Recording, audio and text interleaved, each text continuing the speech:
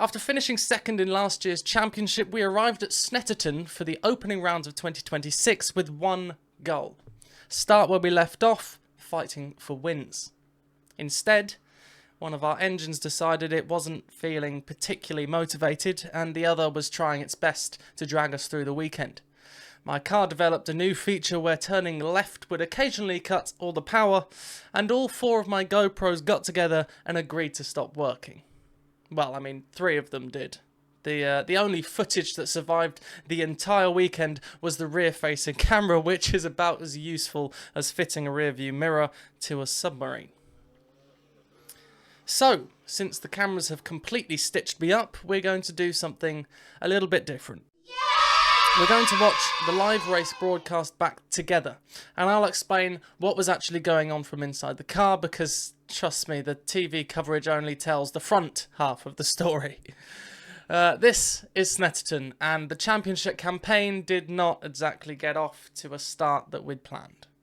Usually run the classic 2C 24 hours, and for their very first race the BRCC, this is the grid and how they line up after qualifying yesterday. So here we are, it's race 1 at Snetterton, the opening round of the season, and we are starting P9.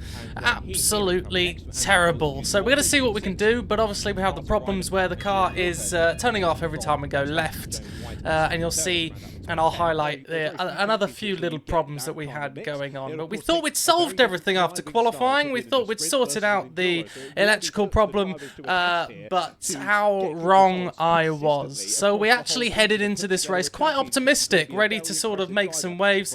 You know, go from 9th isn't too bad. You're sort of at the front half of the pack. So if we can get a good start, make our way through the field, hopefully after the first lap we'll be right on the leaders again, and we can go from there. If the engine is working, or the electrics, should I say. So we'll head to the. We've had the warm-up lap. It's red lights time. On the left-hand side in blue and fluorescent red. So for the first time, welcome to the club, the 2CV Racing Club for 2026, the first race of the season under the BRCC, all set to go. The red lights are on for the first time in its history with the BRCC. We are classic 2CV racing. Excellent start from Crispin, gets a good jump, also a good start as well from the 3rd or 4th row from Andrew Bull in bright blue. One car that hasn't quite got away is 55, which is Julie Walford. Her car struggling from the line, but down towards turn 1 for the first time. It is going to be Nick Crispin in car number 1, the defending champion, who will turn in through Richie's for the first time. It is then Sparrow in 2nd place. They go pack through, and even just doing Richie's corner, look at the spectacle, it's side by side through Richie's. Just through one corner, and I'm sold already. It's brilliant to see. Down towards Wilson Hairpin, and it's going to be, I think, still Crispin in the lead. Going down the outside goes the fast starting 76 of Andrew Bull. He goes wheel to wheel with Ethan Sparrow, and there's a little bit of contact between the 2 cars behind. I think that might have been. So not too bad a start so far after turn 2. We're obviously looking at the white and gold 13 car. If you're not familiar with my racing already, that's me. But here's the lead pack. Ethan Sparrow, fantastic weekend from Ethan actually this weekend as he chases on for the lead. And there we are, coming round just behind George Broadhurst and Martin Ryman. And I'm not hanging about as we head down the inside, and we'll see if we can make that fit. But here's the lead pack just ahead of us. And we're going to throw it down the inside of both Martin Ryman and George Broadhurst. And I was pretty chuffed. The car was working so far. I didn't have any dropouts at all. Not yet, at least. And we can see the front pack now. We can see the guys ahead, and we've just got to push on at this point. 170, 175 on the front and slightly higher on the rear for a bit of rake. And they've standard springs that are uprated, and the racing springs are about 2,500 to 4,000 pounds. They're stiffer springs, and they're replaced by. See the gaggle of cars behind. Now this is the sort of area you don't want to get involved in, is this mid-pack here. But there we are, right on the back of Andrew Bull already, which is fantastic start. And at this point, I am buzzing, and I'm ready for a proper hard race here. As there's the following pack. As I was saying before, the pack you don't really want to be involved in because you're going to be stuck there for the whole race. Unfortunately, they're so eager just to keep getting past each other. But it's a difficult series to race in. Actually, it's very, very close. But we head down the back straight.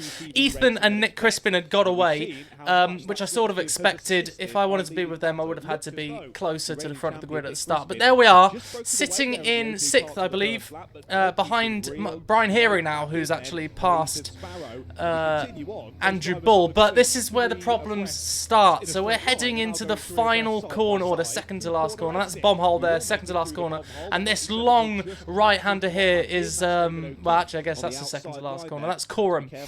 As we head through, now you see I've dropped off a little bit. That's because I started getting a bit of a weird misfire. But here we go on board. We've got George behind. And watch what happens as I come through the last corner.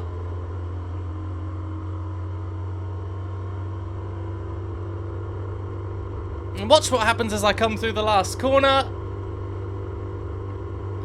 Heavy braking. Turn it in. Bit of a lock-up, you see. Get on the throttle. And the engine's gone. And...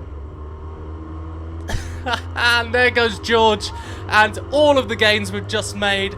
Now that was happening every single lap that we went round, and it was very, very frustrating. So we're now behind George Broadhurst. That gap to the leaders, that's everything that I've just lost as... Oh, Simon Clark is off. I saw that happen in front of me. He just went off on his own, actually. I'm not sure what happened, but that promotes us up back into 6th, but behind George Broadhurst.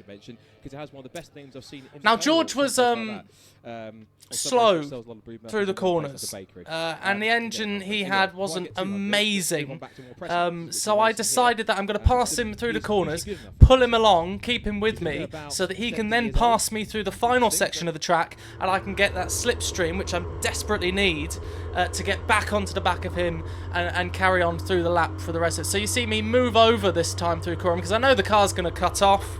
I'm already having, it's actually, you can hear a little high-speed misfire as well as we go around here. But I let him through because I know the car's just going to cut out and head into the last corner so that we can get that slipstream, you see, behind. Second in the championship, starting down on 9th on the grid. It's not been the ideal. No, it has not. For him, battling well throughout this one. Now makes At least I'm getting some screen time, eh? down through into riches once again. Well, there we go, pushing George along. I decided, actually, you know, we're not going to catch the leaders at this point. You can't if your car's just cutting out. So the best thing to do is just sit behind George and let him pull me along when I lose the time down out of the fast corners, down the straights, and hope that I can stick with him. Maybe make an opportunistic move towards the end. But one car you got to watch that's in this pack here is that 18 car that spun earlier. He's already got to the front of this pack, which he was at the back of 2 or 3 laps ago. Keep an eye on him, because he does appear later on in the race. But this squabble towards the mid-pack just looked absolutely fantastic. But here we are, following George once again. You got Nick Crispin and Ethan Sparrow have pulled away as a pair. Andrew Bull and Brian Heary have pulled away as a pair, and we, myself and George Broadhurst, are sitting as a pair as well, but losing probably about 3 seconds, sometimes 4 seconds a lap, just because of my issues, and obviously George with his lack of engine power, and he was saying that his car was a bit clumsy as well, so he was struggling around the corners. But this is a bit of damage mitigation, you see, and I'm sitting there going, well, okay, if I can pass George for 5th won't be too bad to finish with the problems that we've got, and we've always got race 2 to head into. But that gold and blue car, that gadget car, is already pulling away from that pack. He's got Howard Wright behind him, tagging along. But we fast forward a little bit further to through the race, and you'll see that that gadget car is now on his own and catching us very, very quickly. And of course, that gap right there is about to close massively as my car cuts out around the final corner again. And you'll see George, there he is, climbing up onto the back of me, and he'll pass me again. Oh, he pushed me along this time. Wonderful stuff. Wonderful stuff, but that's all the time we've lost. Look, the gadget car is right on the back of us now, and he's going to make moves instantly. He's going to pass George up into the hairpin, and then he's going to pass me. I'm going to let him through and see if I can stick with him, because I was a bit worried that maybe I was driving slowly as well. So I thought, if I can stick with him to the last corner, then I'll know that at least my pace is okay, and we can go from there. So sticking with the gadget car, we know we're not going to pass him again, but if we can break away from George. Listen, George is a great friend of mine. However, if it comes to the last lap and he can overtake me, he's going to overtake me. It's racing. There's no friends on the racetrack, really. So I wanted to try and break away from George as much as I can as we head round. Still stuck to the back of that gadget car, but we are coming into the final section of the track where the car was playing up. And he goes through Bommel, and then through Coram was this long right-hander, second to last corner. See, there's the gap behind. You can just see in the distance myself and the gadget car going through. And that is the gap after that straight and after half the lap, basically, when you're out of the toe. It was a losing game. It was a losing game. But the time has hit 0. There's one more lap for Nick Crispin and Ethan Sparrow to absolutely go for it. And they will. And you'll see Ethan decides that he's sat behind Nick Crispin for a little bit too long now. And it's great to see Ethan going for a move. That's a really big dive. Beautifully done. And I'll let the commentators take over from now, because there's not much more of a story that I can tell for you. Continue running side by side. Now as we head down through to Palmer, again, just enough room given. Lovely racing here between the two at the sharp end here in the 2CVs, these two, but gloves are off here on the final lap. Nice exit from Palmer for Ethan Sparrow. He'll now have the inside line for Agostini. We've seen across the different racing championships here today, inside or outside can both work here at Agostini, but Crispin's going for the up and under. We've not seen that one work out. Will it work out for him? No. Sparrow chops across, and Sparrow genuinely has the race lead here, but you've got to remember, we've still got the Bentley Straight coming up, Scott, haven't we? So it's going to be Slipstream City between these two, as always. And Crispin surely will have one final bullet in the chamber if he's got a chance to do so. Sparrow with a big sideways moment heading through Oggies. Sees him run wide and through, goes instantly up the inside line, goes Nick Crispin. He was going to take that all day long, whether it was pressure or just missing his braking point and running wide. The evidence is clear. Sparrow went way too deep on the exit of the corner, ran across the onto the grass on the edge, kicked up the dirt, and through back goes Crispin. So all that hard work chasing for the entire race, undone in one mistake in one corner. Well, through Coram we go then for the final time here in this first race of the season for the Classic 2CV Championship, and I think Nick Crispin has done enough here. Out the final corner they go. Just that little mistake from Ethan Sparrow means he can't grab the win at the first race of the year, but it will be your defending champion then. Welcome to the BRSEC 2CVs. What a race we've been treated to there for the first race of the weekend. Well, there you go.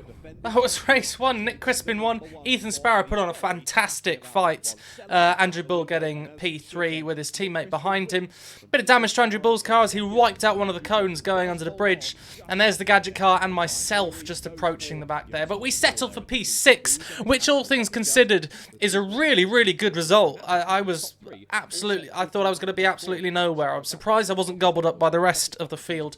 So P6 for our first opener. It's not where we wanted to be, with the cutting out from going around left-handers, and of course the misfires, the high-speed misfires that we're facing as well, which tend to happen through Coram and up onto the back straight. Absolutely thrilled. Obviously we're still quick, but we just wanted a little bit more this weekend. So ahead into race 2 and see what happens next time out at Snetterton.